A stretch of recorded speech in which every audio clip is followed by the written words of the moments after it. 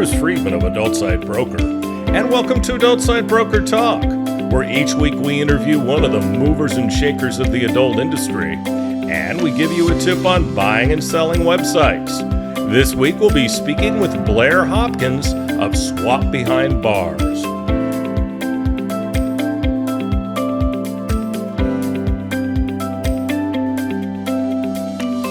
Would you like an easy way to make a lot of money? Send sellers or buyers to us at Adult Site Broker through our affiliate program, ASB Cash. When you refer business to us, you'll receive 20% of our broker commission on all sales that result from that referral for life. You can make $100,000 or more on only one sale for some of our listings. Check out asbcash.com for more details and to sign up. At Adult Site Broker, we're proud to announce our latest project, thewaronporn.com. You'll find articles from industry websites as well as mainstream publications from around the world. It's designed to raise awareness of our industry's plight in the war on porn and the numerous attacks on our industry and online free speech by hate groups, the religious right, and politicians. You'll find all that and more at thewaronporn.com. We've also added an events section to our website at adultsitebroker.com. Now you can get information on B2B events on our site, as well as special discounts reserved for our clients. Go to adultsitebroker.com for more details. Now let's feature our property of the week that's for sale at Adult Site Broker. We're proud to introduce a successful and growing OnlyFans agency. They've been in business less than a year and a half, but they've experienced tremendous growth. The company was founded by two brothers. In the last year, they've done over $5 million in gross profit. They have over 130 full-time Filipino employees with affordable salaries. The strategy of the company is to acquire large volumes of creators, put them through their automated onboarding process, and then they decide which creators are worth keeping. Out of over 2,000 in the last year, they pared down to the 300-plus creators they have now. They focus on 30 to 50 high revenue-producing creators. The top one is generating $120,000 in monthly revenue. There are many high-potential creators who currently do between $5,000 to $75,000 a month. These creators can be scaled through detailed focus and know-how, not to mention additional marketing. The founders have created scalable systems and automations through sustainable processes. The whole company is very well structured. The founders currently only work about an hour a day due to their systems. There's a great potential to further develop the revenue from each creator, thus multiplying the revenue and profits of the company. The main marketing is TikTok, with some Instagram sprinkled in, which leaves amazing opportunities using other media and buying ads. Only $13.5 million. Now time for this week's interview. My guest today on Adult Site Broker Talk is Blair Hopkins of SWOP Behind Bars. Blair, thanks for being with us today on Adult Site Broker Talk. Thanks for having me. It's a pleasure. SWOP Behind Bars is a nonprofit service organization that's based on human rights, harm reduction, services provision, and prison and jail outreach. They make their services available to all people in the sex trade, both current and former, through their sex worker community support line and associated chat feature. They work directly with sex workers and survivors of human trafficking who have also experienced incarceration, as well as people who are seeking peer support, resource referrals, and crisis care. They ensure that incarcerated community members know about the support line, enabling them to support release with reentry and gap services. Their operators on the support line are comprised of the populations they serve, as well as domestic violence and crisis specialists. People find the support line through internet searches, word of mouth, service provider referrals, and adult platforms where they advertise the hotline. Now, Blair began her adult industry work as a photographer and videographer in the early 2000s. She's the author of All in a Day's Sex Work, a photographic investigation into the daily lives of the intriguing, oft-maligned, and dedicated professionals who occupy our fantasies and indulge our deepest erotic urges. Damn, that's long. Hopkins joined SWOP Behind Bars in 2018 and now serves as its executive director. She lives in the city of New Orleans, one of my favorite places. Now, Blair, besides what I mentioned, what is SWOP Behind Bars? So SWOP Behind Bars was founded in 2015, 2016. Our founder, Alex Andrews, had a Twitter interaction with a corrections officer. And in that interaction, she was a little less than impressed with the empathy and the breadth of knowledge for interacting with inmates who had a history of sexual labor exploitation or any kind of work around the sex trade. And she thought, this is a population that is being poorly served by the folks who are charged with their care. She sought different ways to change that. So she thought, I'm going to start talking to women and, people who are incarcerated who identify as sex workers and see how things are going in there, see what they need, see how we can meet people where they're at, and also just offer the supportive ear of somebody who has been incarcerated for prostitution, as Alex had been, and just take it from there. So she started a newsletter, and this newsletter grew really, really quickly. And within a year or so, she was sending the newsletter out to like 5,500 women in institutions across the United States.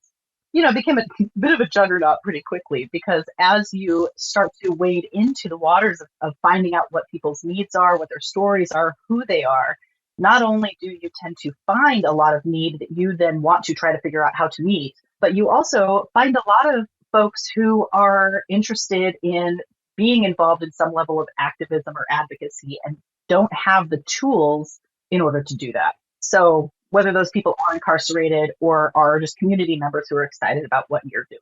So from the newsletter, she started trying to help people with getting their needs met as they exited incarceration. And that encompassed things like getting your ID documents, figuring out how to pay your fines and fees, what they are, how do I re-register to vote, how do I find housing, how do I find work that is not, whether somebody wants to remain in or around the industry or not is not really of our concern, but if they want other options, those can be really limited by criminal convictions. So as time went on, the team grew a little bit. We kind of developed some skills for case management. And what we found is that nobody does a better job of meeting the needs of a demographic than people who are part of that demographic. And that is something that is sorely lacking when it comes to helping sex workers get where they want to go. There's not a lot of service providers who are both empathetic and experienced. Makes good sense. What exactly do you do for the organization? Oh, God. Well, I'm the executive director. So what don't you do, right? Well, it's a mixture, right? It's what don't I do, and then also what don't I delegate. My primary function at this time is to direct the organization based upon its mission.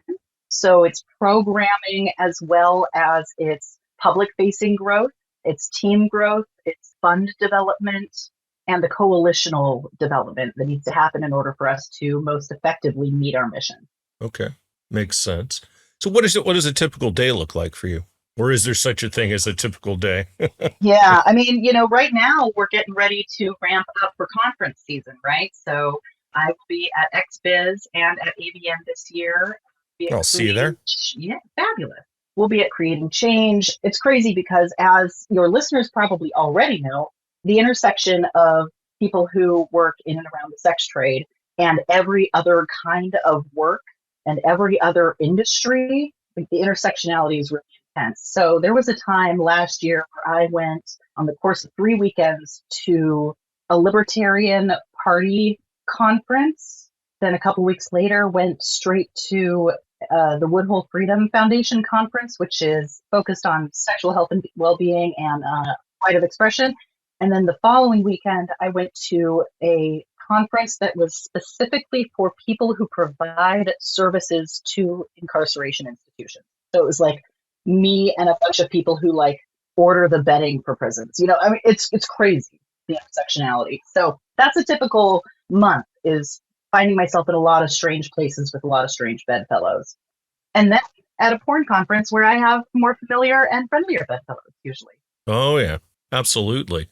But on a typical day, I would say I get up The first thing I'm doing is checking in on our anything having to do with money, right? Where are we at? Where are our donations? Where are our did our newsletter go out? How are our open numbers on the newsletter? What's going on with the social media? What grant applications do we have out right now? What are the metrics on those? Has anything come back?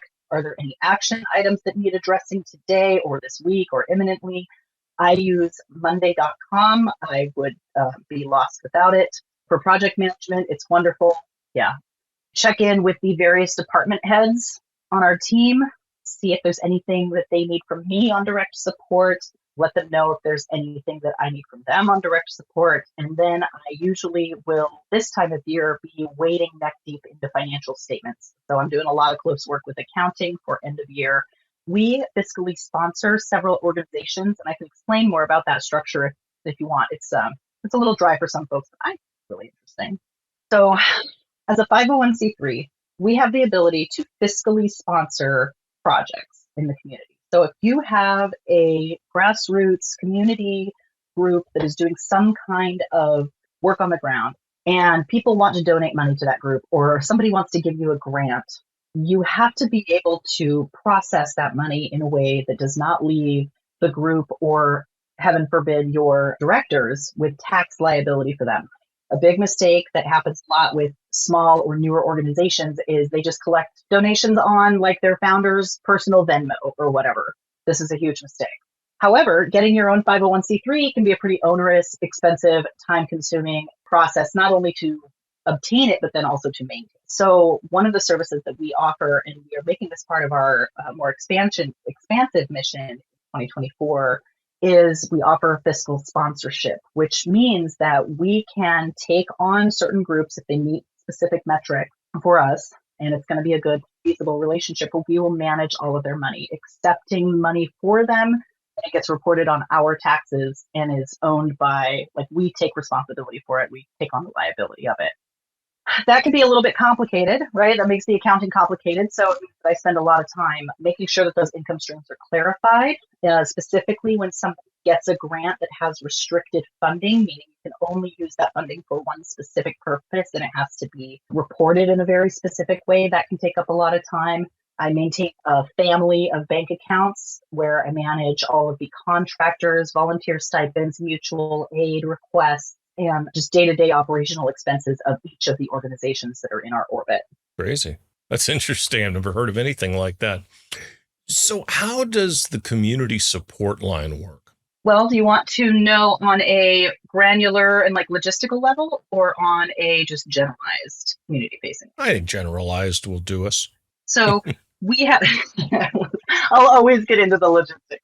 So there are a lot of hotlines out there with a lot of different purposes, right? And they tend to do wonderful work. Some of them do, in my opinion, better work than others, or work that is guided by principles that I agree with more than others. But one thing that they all seem to have in common is that they don't have a lot of training or knowledge around how to meet the specific needs of sex workers, whether that is a sex worker who calls in and they need safe reproductive health care where they can be honest with their doctor about what they do for a living, or they need legal assistance resources or referrals that are particular to situations for adult industry workers. For example, custody battles can be really sensitive if you are in the adult industry, or if you are in a domestic violence situation where your sexual labor is being exploited. It's really challenging to call most of the quote unquote anti-trafficking hotlines that are out there, because what you will more often than not run into is what they like to call rescue, right? Which is like, we can help you, we can take you from all this and you can go work at Target instead. So yeah, just what they want. Just what they want, yeah. And then we'll take you to church. It'll be great. Yeah. So when you call the sex worker community support line, what you will receive is assistance from, or just a listening ear from, somebody who has been where you are, from somebody who either is currently still doing sex work or is in and around the adult industry, or who has been doing this for so long, like that is such a strong and well-trained ally that we trust them to guide people and listen to them. So it's peer-to-peer resources and referrals. And, I would say more often than not, though we do get a lot of requests for resource referrals, most of the time people just really want to talk to somebody who's had a similar experience to them, get things off their chest and vent and go through. Yeah. Of course. That's what a support line's all about, is support. How does the criminalization of sex work facilitate violence? The criminalization of sex work facilitates violence because anytime you push a demographic into the shadows, they're going to be more at risk, right? There's just no getting around the fact that when you stigmatize any adult consensual behavior, it makes that behavior more dangerous. Yeah, no, I get it. And obviously, laws like FOSTA SESTA make it even worse. FOSTA and SESTA have made everyone's job a lot harder, not least of all ours, but certainly sex workers, online sex workers in particular. It's made their lives a lot harder, and it has pushed a lot of folks back out onto the street. Exactly. That's where I was going with that.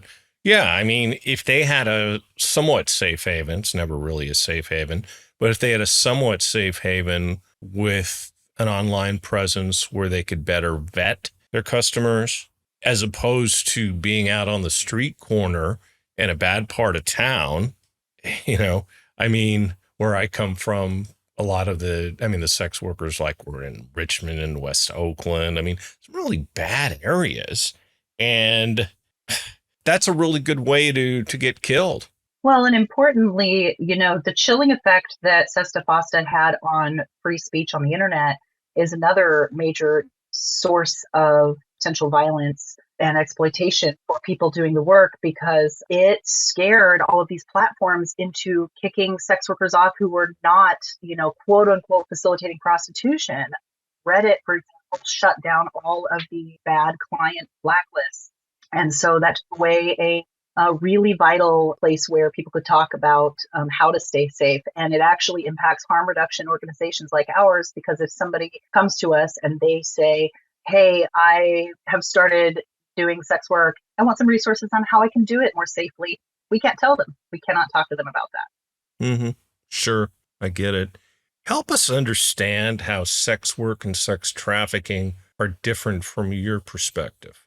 I'd like to see the marginalization of the term trafficking, because it is a really overbroad term that is not clearly defined in our culture, and that makes it ripe for misuse and misappropriation. Speaking from a legal perspective, trafficking is the act of taking something from one place to another illicitly, okay? And it's not always illicit. You can traffic in cell phones. You can traffic in anything. However, when you have trafficking as a catch-all moniker for any kind of sex work, or anything that reeks of coercion, or anything that comes across as morally reprehensible to the person who's hearing it, what you end up with is a lot of folks who are stripped of their autonomy to do the kind of work that either they want to do or sometimes that they need to do, where the only thing that they're being exploited by is capitalism. In my opinion, the bulk of what people think of as trafficking situations are domestic violence situations, at least when we're talking about here, U.S. domestically, right? We're not talking about, women from another country who are shipped in and told that they're going to be a nanny, and instead they're doing sex work and they're doing so against their will. Like, that is a completely different scenario. What I'm talking about is the bulk of people whose sexual labor is being exploited. More often than not, they are in a violent situation. And because culturally we do not take domestic violence seriously, we have to assign it, but we do take sex very seriously. Sex is very, very serious, because we have this cognitive dissonance around how we treat women versus how we treat sex. And it is more often than not women. Excuse my default to using women, but what you have is a situation where you have to ascribe some bigger, scarier, darker moniker to what's happening. So it's trafficking. Yep, they definitely overuse it, and the politicians and police spend a lot of time using that as a fear tactic. The best example is every year at the Super Bowl, there's going to be so much sex trafficking. Sure, there's some sex trafficking at the Super Bowl, but the bottom line on it is it's where a lot of business gets done by sex workers. There's a lot of beer trafficking at the Super Bowl. Yeah, that's true. There's a lot of liquor trafficking from your flask into the arena. And it's not cost effective. It actually doesn't help anybody it does not help sex workers to increase stings around the Super Bowl because most of the folks who are doing the work in the city where the Super Bowl is are getting the fuck out. Can I say fuck on your show? Oh, Is this a family show? well, it's like when I went to Rio for Carnival, all the normal people left. They're like, I don't want to be around here. They know there's more cops. They know that everybody's drunk. They know it's just an absolute shit show. They're getting out of town. So the folks that are left who are, maybe patrolling the crowds looking for customers are folks who can't afford to leave. So they're folks who can't afford to get arrested. Yeah, I get it. How do you determine if someone is a sex worker or a sex trafficking victim? We allow people to self-identify. People can exist anywhere on the spectrum. When it comes to their journey with their experience and their identity, we're never going to tell somebody, hey, you're a victim, or hey, you're a sex worker, or hey, any of this kind of stuff. We're going to allow people to come to us and say, this is the thing that I need. When it comes to incarcerated folks, more often than not, women who are incarcerated, men actually, women, men, and them, have had some exposure to trading sex for resources. Whether or not they want to self-identify, that may come in time. They may not ever want to. A lot of folks just call themselves hustlers. That is fine with us. When it comes to trafficking, we generally encourage people to, if they have an experience where they have been exploited, to identify as trafficking survivors because it does open up a lot of doors for them legally and force-wise. Yeah, sure. What kind of resources do you provide overall? So while people are incarcerated, we maintain communication. We send JPay or Securus stamps. We do a pen pal program, a mentor by mail program, which is great for the public. That's a nice way for folks to get involved, and also for folks who are on the inside to have something to look forward to. But it's also a really good opportunity for us to get the jump on. Let's say, Jane is getting released in a year. Well, then if you have established a rapport with Jane, then her release date is supposed to be in a year. You have a lot of time to help her get ready to make that transition. Because when she gets out, she may or may not have any ID. She may or may not have anywhere to go. She may or may not be a sex offender. So she may have really, really limited housing options. And fun fact, a lot of people who are survivors of trafficking are in prison for trafficking and are sex offenders. We deal with that a lot. They may or may not have kids that they want to try to reconnect with or regain custody of. Like there's all kinds of things that people might have as far as their goals and their obstacles for when they do incarceration, whether that has been for a weekend or a month or a year or 20 years. And so we try to use that time to get to know them and meet them where they're at. Mm-hmm. Why are sex workers in prison? In a lot of states, including Florida, where we're based, your third prostitution arrest is an automatic felony with a year in prison. Oh, Florida. Right. And that's not uncommon. So you might get picked up for prostitution once and you think, well, somebody getting arrested for prostitution, like, what's the big deal? You're in and out in a weekend. Alex tells this story, our founder, about how she was arrested for prostitution in 1990. She was arrested several times. And 25 years later, she went to buy her condo. She'd been out of the industry for a really long time. She'd been a hairstylist, for the last 15 years or whatever. She went to buy her condo, and on the day that they were set to close, the homeowners association came to her with her arrest record from the 90s and tried to stop the closing. So even if you are not in a situation where you have a long sentence, a prostitution arrest can affect, even a misdemeanor one can affect you for the rest of your life. And going to jail for 1 hour, one night, one weekend, aside from being potentially really traumatizing, is incredibly destabilizing. If you spend the weekend in jail because you got picked up for prostitution, who's watching your kids? Where are your kids going to be when you get back? What if you were doing a little sex work on the side because you didn't make enough money working at Walmart? Well, you're not going to have that Walmart job when you get out. You may not even have any shoes when you get out. Now you're in a position where you've lost your hotel room, or you've fallen short of your rent because you've lost your primary means of employment. Maybe you've been traumatized by the process of being booked. You also now have court dates and fines that you're going to have to deal with. You're now at a very, very significant disadvantage for staying out of jail in the future. And you're on the radar. Your name's on the radar. Well, isn't just the whole criminalization of prostitution bizarre in 2023? I mean, how do we get this thing legal? Yeah, well, and I want to highlight that the issues around sex workers being incarcerated, it's not just a thing that happens in Florida. It's not just a thing that happens in southern or more conservative states, because in a lot of more progressive districts where, for example, like Philadelphia, Seattle, Portland, where they have functionally decriminalized sex work, what you have is the competing priority of police budgets and the need to make certain kinds and numbers of arrests.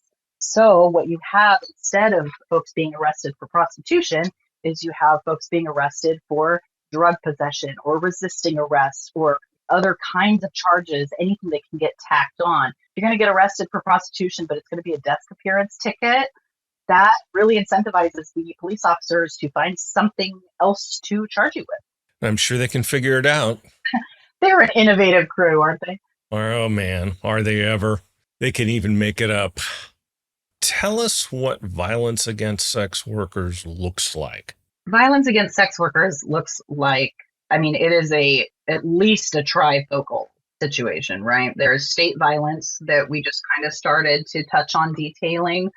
There cultural violence in stigma. We have one of our board members who actually came to us through the support line as a client years ago, and she's now on our board. She's about to graduate from law school.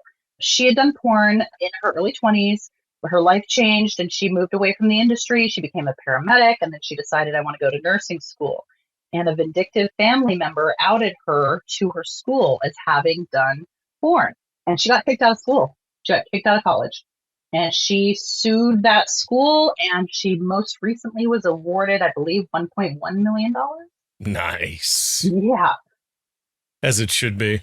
as it should be. But of course, it took, 7 years and homelessness and a suicide attempt and losing her kids for a really harrowing and difficult journey, because her entire life was destabilized by this small town all at once finding out that they had a hooker in their midst, right?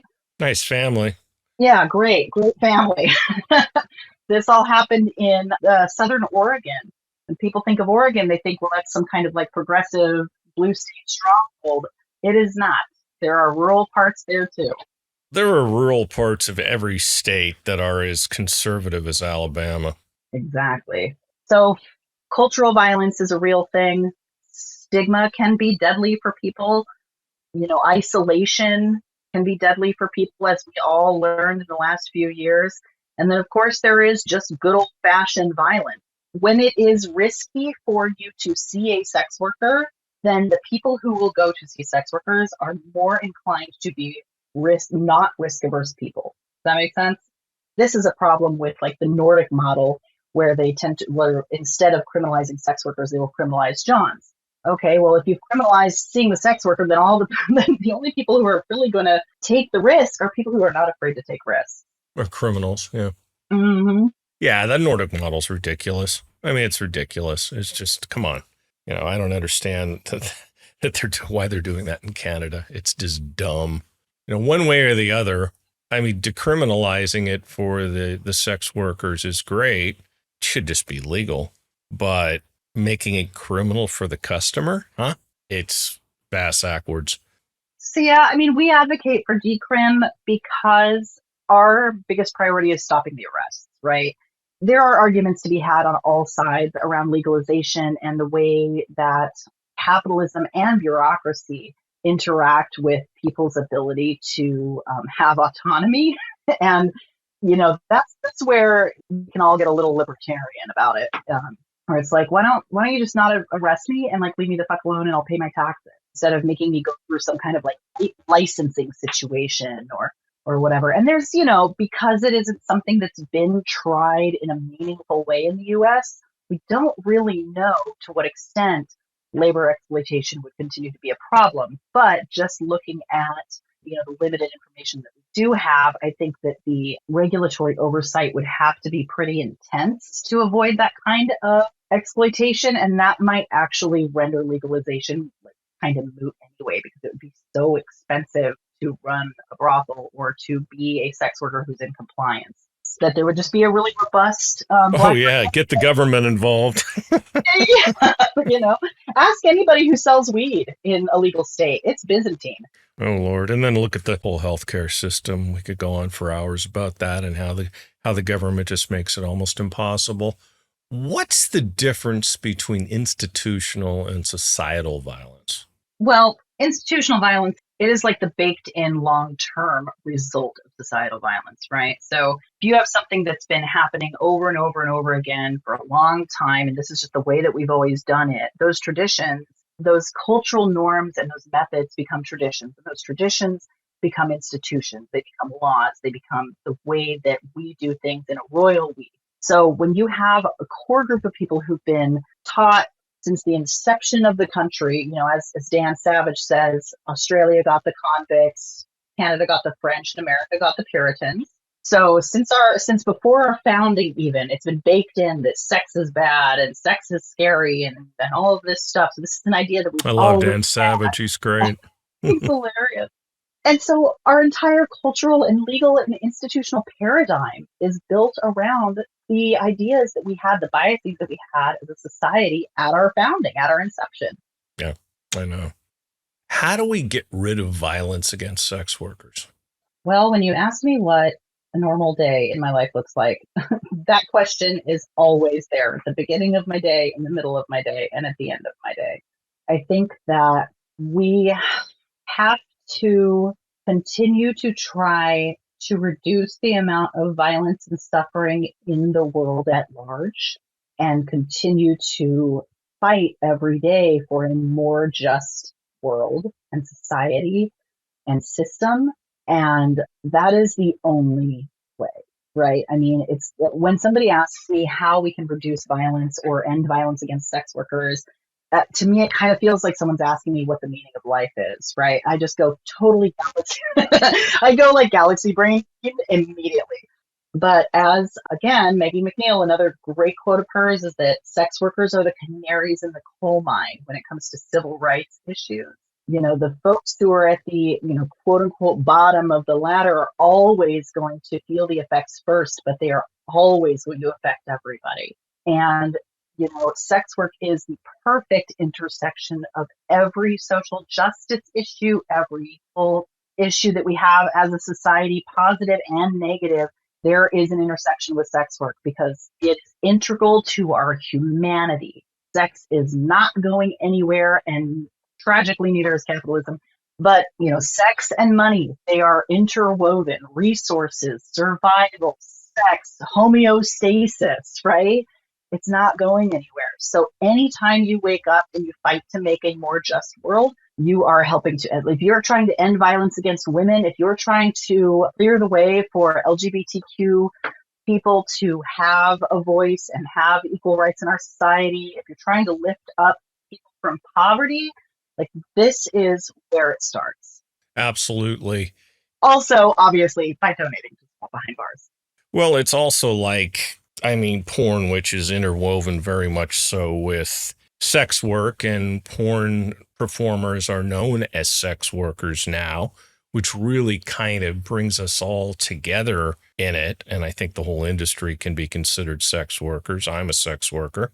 And I think that, let's face it, the government goes after us because we're easy pickings. And it's a total free speech issue. Plus, prostitution's the oldest profession, and it's never going away. It's never going away. Porn's not going away. They can try with all their stupid laws, but porn's not going away either. No, it's not. And, I believe that the lawsuit in Texas around identity verification was just one, and I think Woodhull was involved in that. Yeah, Woodhull's involved in a lot of things. They're involved in everything, yeah. But then, of course, they just had, talking about Larry Walters, they just had their against Sesta Fosta shelved, basically. So live to fight another day on that one. Exactly. No, Larry, very, very well. I should remind everyone that this will be running in the spring. So we talked about the shows and we talked about what's happening now. That'll be what happened a couple months ago. Who can get involved with SWOP Behind Bars? I wish we had 10 hours just to talk about Section 230. Yeah, really. Okay, so if you want to get involved with SWOP Behind Bars, there are a number of ways to do so. We do have quarterly volunteer trainings for folks who are interested in becoming a support line operator. We start folks out on the chat for support function because it is a easier pace for people to get used to, and it's a little bit like lower stakes, right? But we have those trainings quarterly. We run our Mentor by Mail program, which is where you can either host a letter writing party or we can assign you some pen pals, some folks that are incarcerated who are interested in connecting with people on the outside. Of course, you can always donate. We definitely encourage that. Money's good. Money's always good. Tell people about the support line. And also importantly, one of our major projects right now is we're building a sex worker safe resource directory. So right now it's internal use. It's kind of in a prototype, but our operators can access this resource directory where they can type in the state or the type of resource that someone is looking for, and they will have a list in front of them of all of the resources that match their search criteria that have been pre-vetted by our staff as being sex worker safe.